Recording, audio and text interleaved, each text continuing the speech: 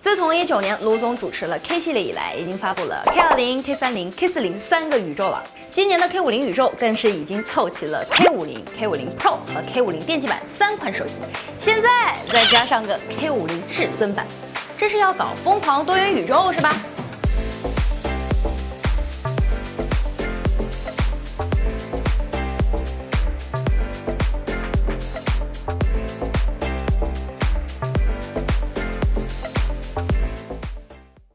？Hello， 大家好，我是你们可爱的泡泡啊！我手上这一台呢，就是目前市面上最便宜的骁龙8 Plus 处理器的手机 Redmi K50 至尊版。先看外观 ，K50 至尊版镜头这里没有多层凸起的小毛病啊，镜头这样一收啊，是不是觉得美观多了呢？遮羞布什么的就可以丢掉了。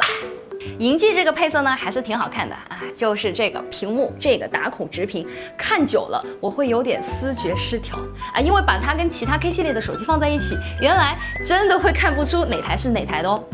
啊，其实也不是说完全看不出来啦。如果你仔细看呢，你会发现 K40相对于其他2款来说，它的打孔呢会小一点，而 K50至尊版啊回归了屏幕指纹解锁，正面呢会亮起指纹提醒。哎 ，K30之后屏幕指纹终于回来了啊，实名点赞。侧边解锁虽然怎么说呢，用着还行，但怎么都没有屏幕指纹用得顺手。啊，不知道你们还没有发现，这3个手机的屏幕，一个呢是2K， 一个呢是 1.5K， 一个呢是1080P， 你们能看得出区别吗？你说你没看清楚啊？没关系，我再给你看一次嘛。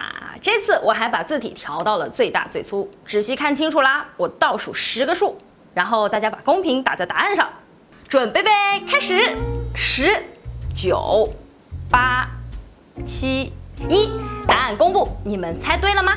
啊，其实啊，1080P 是最容易猜中的。只要你盯着屏幕的字啊，死盯着来数毛，觉得哪个字看久了会让你感觉不舒服，甚至是有点晃眼睛，那这个就是 1080P。1.5K 和2K 呢会难那么一丢丢啊，因为他们2个看久了，字体呢还是非常清晰的，也不会感覺到不舒服。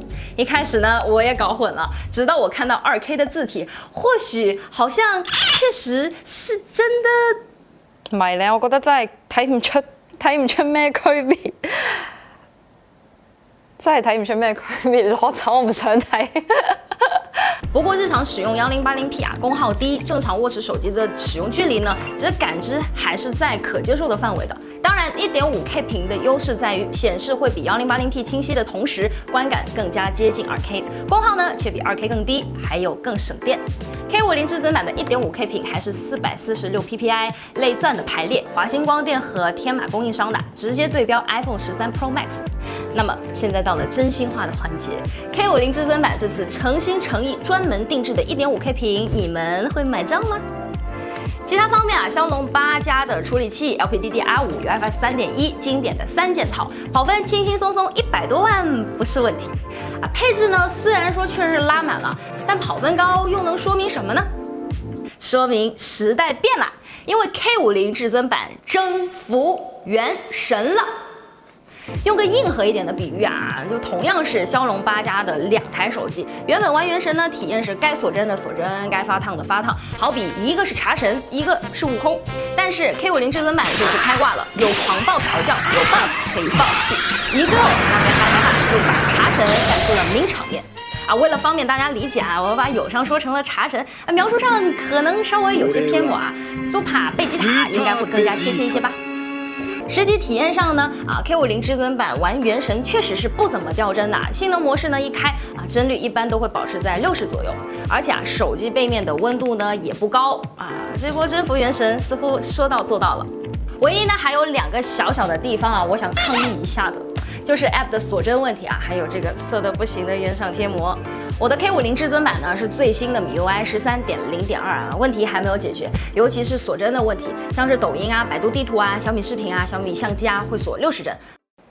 这一头苦瓜猪，真的狠起来连自己都打。MIUI 呢不像 vivo 的系统啊，可以强行解锁。我只在网上找到了一个玄学的方法啊，就先打开 App， 然后打开省电模式，再关掉啊，锁帧就没了。但是退出 App 再打开，它就又回来了，解锁了，但又没有完全解锁。啊，不过好在其他日常用的比较多的，像 B 站啊、网易云啊、QQ 音乐啊、饿了么、美团啊，这些都是流畅的120帧。原厂膜观感啊，这次还是有那么一点涩涩的，不够通透。也不是说不能用啊，就是不太好用嘛。这个问题呢好解决，直屏机第一时间换张干化膜得了。为什么？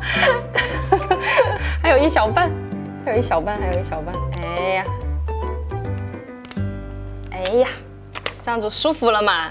K50至尊版保持了今年行业标准的5000毫安时，加上120瓦的快充，没有续航焦虑。拍照呢，1亿像素的主摄，再加上凑数的2个镜头，没有整那些花里胡哨的功能啊，成像呢还是不错的。